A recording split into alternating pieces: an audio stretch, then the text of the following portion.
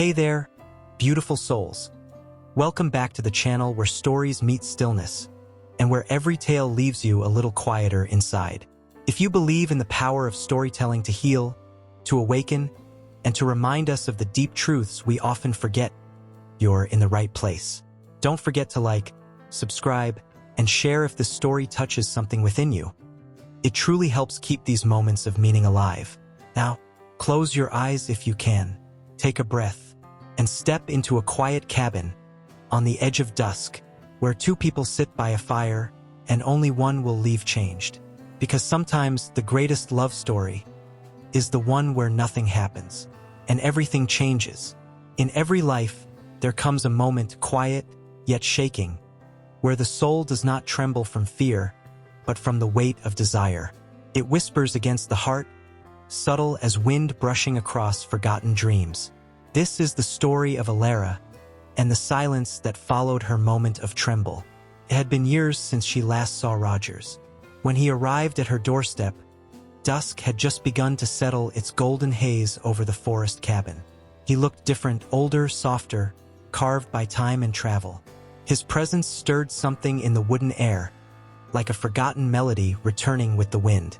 Elara welcomed him in with cautious warmth. The years had molded her into someone calm, composed, someone quiet.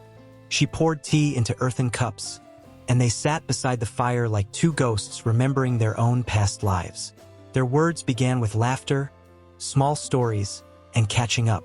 But as the shadows grew longer, the conversation shifted, turning inward. "You always belong to the wind, Elara," Rogers said gently, eyes half lost in the fire. "Not to these walls, not even to him."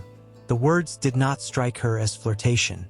They struck her as truth, sharp and soft, like moonlight over broken glass. She had chosen this life, a husband, a home, a rhythm of safety, but in doing so, had tamed a part of herself she once believed was untamable.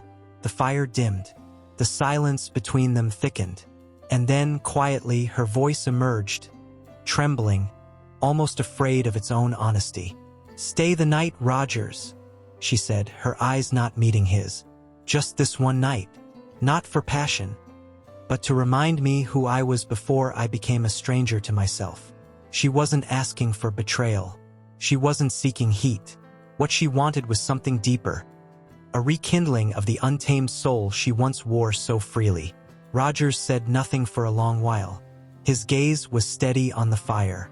He breathed in deeply, the kind of breath that draws from somewhere beneath the ribs, the place where desire and discipline wrestle for dominion.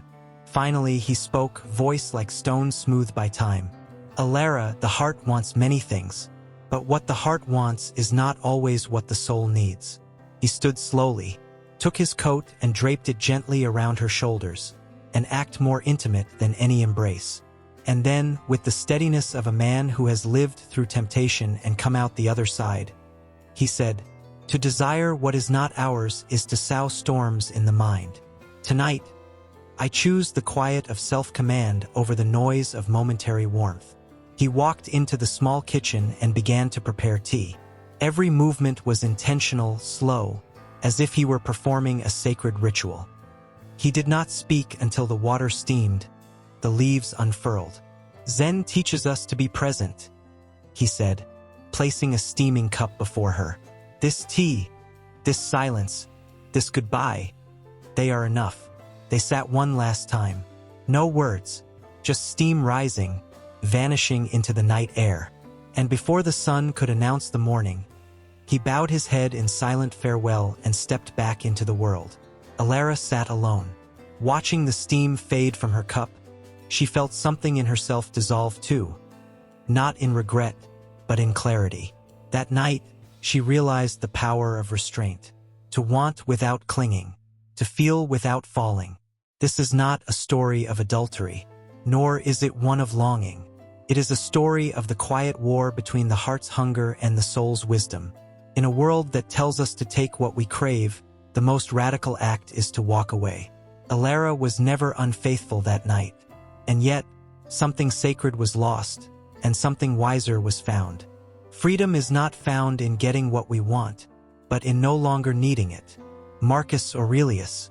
And so we leave her, not broken, not saved, but transformed. Because in life we will meet many Rogers, people who remind us of who we could have been, versions of our life we never lived. But the wise soul does not run after the shadow of the past. The wise soul honors the path it has chosen, not by denying desire, but by understanding it. And so Elara sat with her tea, not in sorrow, but in stillness. Because sometimes the clearest wisdom arrives not when we get what we want, but when we walk away from what we don't need. This was a story of still hearts, steady minds, and the quiet strength of choosing presence over passion. A reminder that true freedom lies not in indulgence, but in inner peace. If this story stirred something within you, if it helped you see yourself or your choices a little more clearly, please take a moment to like this video, subscribe to the channel, and share it with someone who may need its quiet message. It means more than you know, and it helps us continue crafting stories that breathe.